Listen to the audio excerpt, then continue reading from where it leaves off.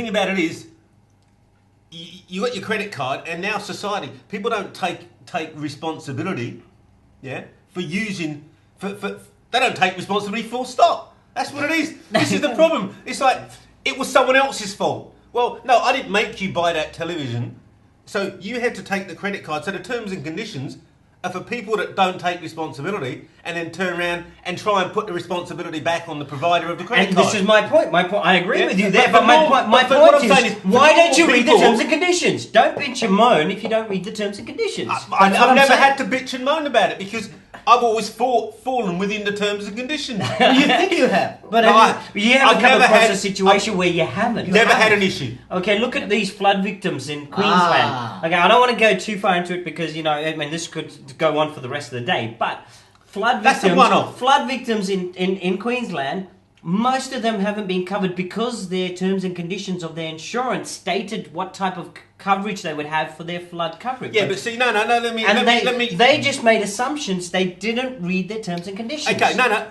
On that one, and insurance, because when I moved over from the UK, moved over to Queensland, and I heard things like you have to be covered for bushfires, you have to be covered for.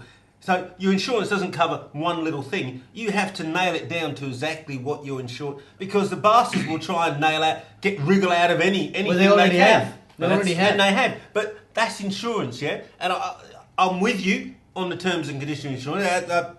Hands up.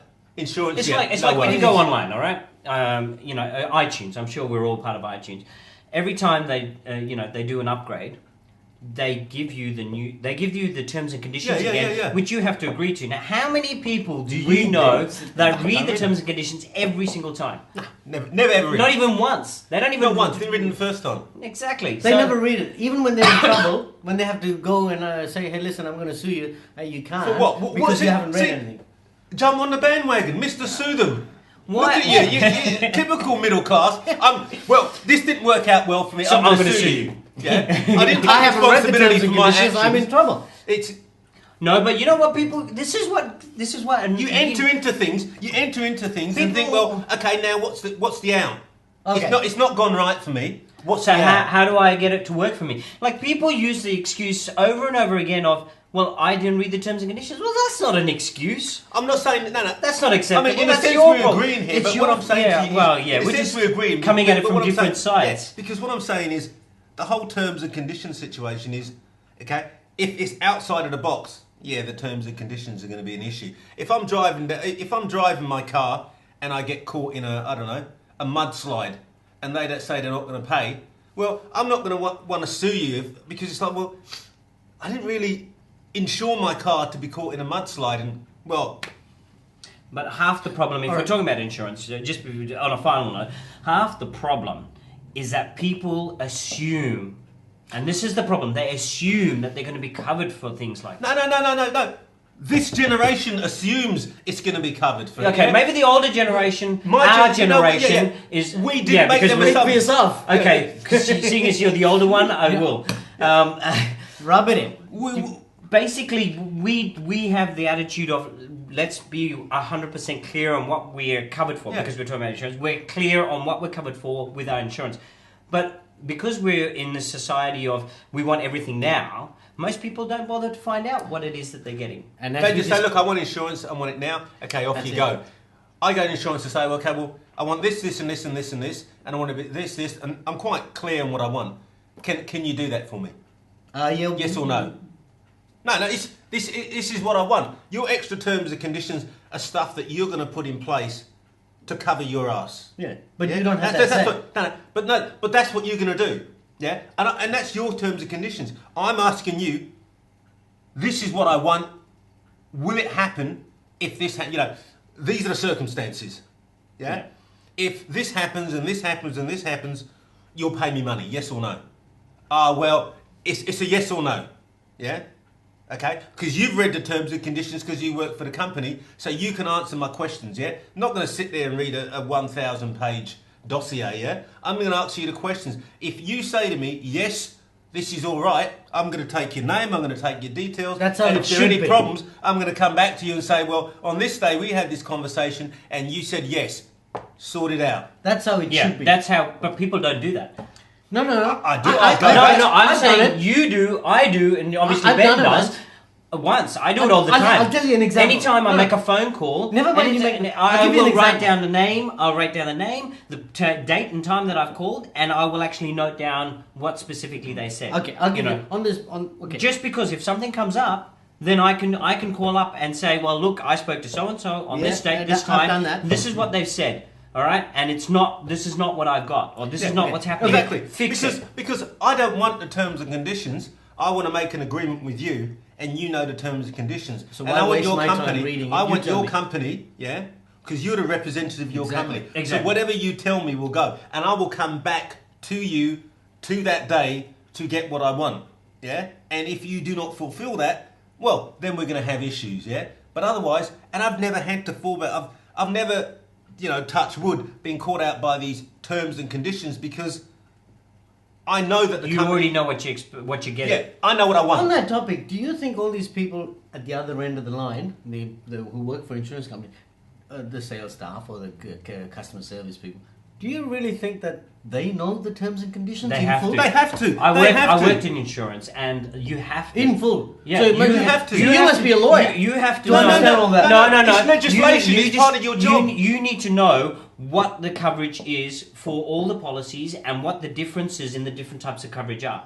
So because I was working night shift, I was taking calls. Yeah, when people were calling in, they were calling in to get quotes or make claims. It was one or the other.